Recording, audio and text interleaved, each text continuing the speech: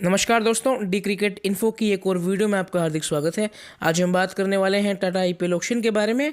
और अगर हम आपको बताएं कि इतने जो महंगे महंगे खिलाड़ी बिके हैं, इंग्लैंड से काफ़ी महंगे खिलाड़ी बिके हैं। 18 करोड़ 50 लाख में सैम करन को खरीदा गया। लेकिन उसमें से कुछ खिलाड़ी ऐसे भी थे कि जो अनसोल्ड रहे, और उसमें पहला नाम आता है, जी हाँ, बड़ा नाम, इंग्लैंड की तरफ से ही जेसन रॉय। और इनके ना बिकने का एक ही कारण है, ये खुद, जी हाँ, ये खुद इसका बहुत बड़ा कारण है। क्योंकि पिछले साल भी आपने देखा होगा, जीटी ने इन्हें बेस्ट प्राइस पे ख़रीदा था, लेकिन ये आए ही नहीं खेलने। जी हाँ, एन मूवमेंट पर नाटना, ये सबसे बड़ी बात होती है किसी भी टीम के लिए। देखिए, कोई भी टीम अगर अपना कोर बनाती है 25 का, तो वो हर एक प्लेयर को ध्यान में रख के बनाती है कि इसका क्या इम्पैक्ट होगा। और ये इनकी प्लेइंग 11 के पार्ट थे। जी हाँ, पिछले साल अगर आप देखें तो जीटी की सबसे बड़ी कमी उनका ओपनर बल्लेबाज था। शुभमन गिल के साथ किसको भेजेंगे? और जेसन रॉय वो फर्स्ट चॉइस थे, लेकिन ये आए ही नहीं वापस। तो अब देखिए, ऐसे ऐसे प्लेयर पे कैसे बिड लगाएगी जिसके आने की गारंटी ना हो टीम में। अगले हैं मोहम्मद नबी। जी हाँ, अफगानिस्तान के लीजेंड कहते हैं इन्हें, लेकिन आईपीएल में इनके तारे कुछ खास नहीं। जी हाँ, एसआरएच के छोड़ने के बाद, जी हाँ, एसआरएच ने भी इन्हें प्रॉपर प्लेइंग 11 में जगह कम ही दी, लेकिन एक पक्के हुए खिलाड़ी थे ये एसआरएच के लिए। हमेशा एसआरएच इनके ऊपर बीट करती थी और टीम में लेती थी। एक पक्की स्लॉट बन चुकी थी प्लेइंग 11 में, बस स्लॉट पक्की नहीं थी, लेकिन 25 में थी। लेकिन फिर उसके बाद ये केकेआर में गए, काफ़ी बड़ी बड़ी टीमों में गए, लेकिन खिलाई ही नहीं गई। और जो अगला नाम है जिमी नीशम, जी हाँ, मुझे उम्मीद थी कि ये बिकेंगे, लेकिन इनका जो व्यवहार है आईपीएल को लेके वो भी कुछ ऐसा रहा है।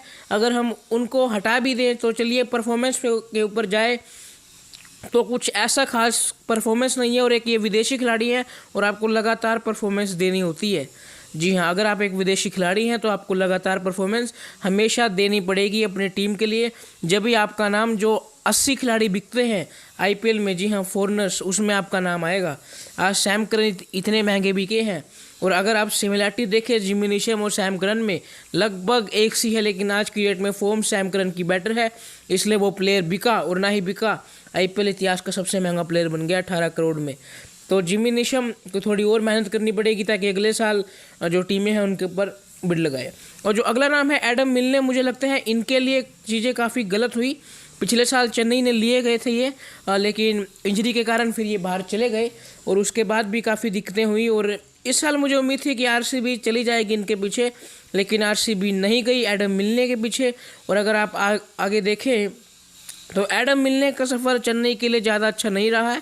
ये पहले मुंबई इंडियंस में भी आए, कुछ खास ऐसा प्रदर्शन नहीं रहा इनका जो हम कह सकें कि अब की बार बोली लगी। और मुझे लगता था कि बोली लगनी चाहिए थी, एक टीम को जाना चाहिए था आरसीबी, क्योंकि प्लेयर भी थे और आरसीबी के पास एक अच्छा बैकअप होता जोश हैजलवुड का। और जोश हैजलवुड आपको पता है बैटिंग नहीं करते, लेकिन एडम मिलने को हल्की फुल्की सी बैटिंग आती है। ये एक बॉलिंग ऑलराउंडर आप कह सकते हैं। तो दोस्तों, एडम मिलने मुझे लगा कि बिकेंगे, लेकिन अब की बार नहीं बिके। तो अच्छा है, इनको थोड़ी और मेहनत करनी पड़ेगी। और आईपीएल एक बहुत बड़ी लीग है, इसमें आना बहुत मुश्किल है। अब जो अगला नाम है कार्लोस ब्रैथवेट, अगर मैं इनके बेस प्राइस की बात करूं तो 75 लाख रुपीज़, 75 लाख। अब मुझे ये समझ नहीं आया कार्लोस ब्रैथवेट ने अपनी कीमत इतनी कैसे लगा दी, और वो भी उस आईपीएल में जहाँ पर 80 खिलाड़ी बिकते हैं खाली फॉरनर्स में। और कार्लोस ब्रैथवेट का नाम, मुझे अब तक, मैं ये वीडियो बना रहा हूँ, मुझे अब तक ये नहीं पता कि कार्लोस ब्रैथवेट ने संन्यास लिया कि नहीं क्रिकेट से। वेस्ट इंडीज़ में मैंने इन्हें 4 से 5 साल में देखा ही नहीं है। एक बार इनका नाम जरूर आया था जब इन्होंने बेन स्टोक को ही 4 छक्के लगा के मैच जिताया था। मैंने उनके बाद इनका नाम ना कभी आईपीएल में सुना है और ना कभी वेस्ट इंडीज़ के लिए कुछ ऐसा कमाल करते हुए देखा है। हाँ, लेकिन वो जो इन्होंने छक्के लगाए थे वो काफ़ी बढ़िया, और वर्ल्ड कप बना गई थी वेस्ट इंडीज़ को। और जो अगले खिलाड़ी हैं रिले मेरेडिथ, अगर आप देखें तो पंजाब किंग्स एक ऐसी टीम है जो एक प्लेयर को आप यूँ माने फर्स्ट से अष्ट तक लेके जा सकती है।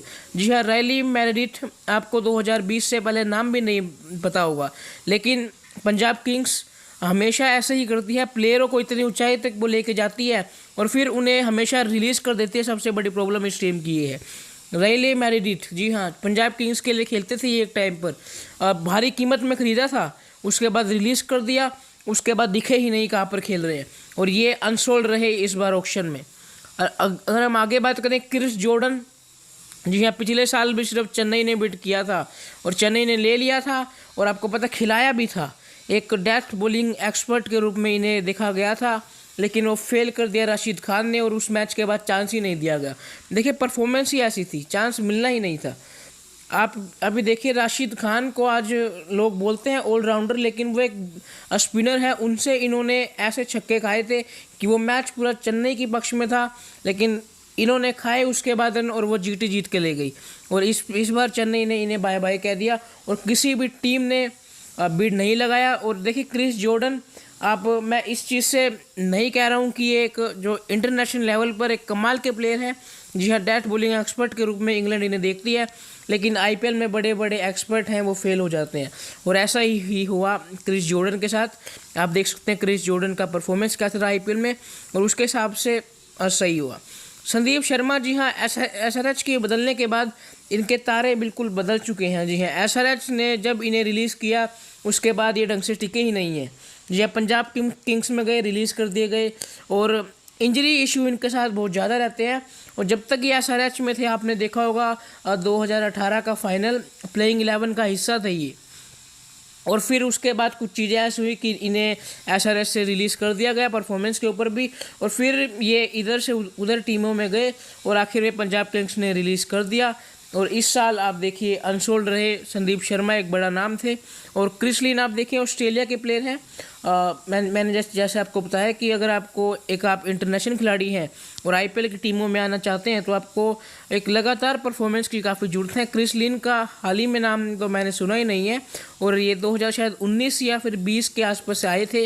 मुंबई इंडियंस में ओपनिंग के लिए भेजे गए थे, लेकिन ओपनिंग वहाँ पर फेल हुई। और ये उससे पहले कोलकाता नाइट राइडर्स में थे, और कोलकाता नाइट राइडर्स की अगर आप बात करें तो ये ओपनिंग करते थे कोलकाता नाइट राइडर्स के लिए, और एक अच्छा परफॉर्मेंस दिया था। फिर उसके बाद एक बड़ा ऑक्शन आया, उसमें सभी जो प्लेयर थे वो रिलीज़ कर दिए गए थे केकेआर के द्वारा, और फिर क्रिस लिन मुंबई इंडियंस में गए, और मुंबई इंडियंस में भी हल्का फुल्का ही परफॉर्मेंस, और शायद पिछले साल तो नाम भी नहीं दिया था, या नाम दिया था तो अनसोल्ड रहे थे ये।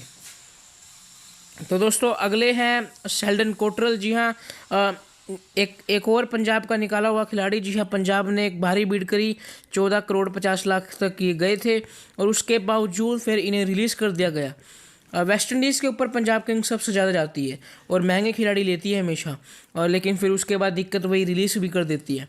तो अगर आप देखें तो शेल्डन कोटरल इस साल भी अनसोल्ड रहे, और शायद पिछले साल भी अनसोल्ड रहे थे। तो वेस्ट इंडीज़ के लिए ये थोड़ा आईपीएल ऐसा ही रहा, क्योंकि शेल्डन कोटरल भी अनसोल्ड रहे, कार्लोस ब्रैथवेट भी अनसोल्ड रहे, और काफ़ी सारे जो प्लेयर थे वो अनसोल्ड ही रहे। तो दोस्तों देखने वाली बात होगी, आज बांग्लादेशी खिलाड़ी बिक रहे हैं, लेकिन वेस्ट इंडीज़ का अगर आप देखें तो जो ग्राफ 2016 में ऊपर गया था वो डिप की तरफ जा रहा है। जी हाँ, वो डिप जा रहा है, बिल्कुल डिप हो चुका है। प्लेयर ना आईपीएल में बिक रहे हैं, ना इंटरनेशनल लेवल पर अच्छा कर रहे हैं। तो दोस्तों आज की वीडियो के लिए बस इतना ही। अगर आपको हमारा चैनल अच्छा लगा हो तो प्लीज़ लाइक कीजिएगा, वीडियो को अपने दोस्तों को शेयर कीजिएगा, और प्लीज़ जो कमी हो आप हमें बताइएगा। और जो हमारी बाकी सारी जो वीडियो हैं वो हमारे चैनल पर मौजूद हैं, आप प्लीज़ जाइए और एक बार देखिए, और प्लीज़ कमी बताइए दोस्तों चैनल में कि क्या कमी है, हम उसे सुधारने की पूरी कोशिश करते हैं। और प्लीज़ वीडियो को लाइक कीजिएगा और शेयर कीजिएगा, और प्लीज़ चैनल को भी सब्सक्राइब कीजिएगा। और जो हमारी बाकी सारी आईपीएल से रिलेटेड हमने वीडियो बनाई थी, टारगेटेड वीडियो, और जो कि मतलब आईपीएल ऑक्शन के बाद मीम्स भी काफ़ी चलती हैं, वो वाली वीडियो भी आई थी। तो काफ़ी सारी वीडियो इसमें आ चुकी हैं। थैंक यू दोस्तों, thanks for watching my video, have a nice day.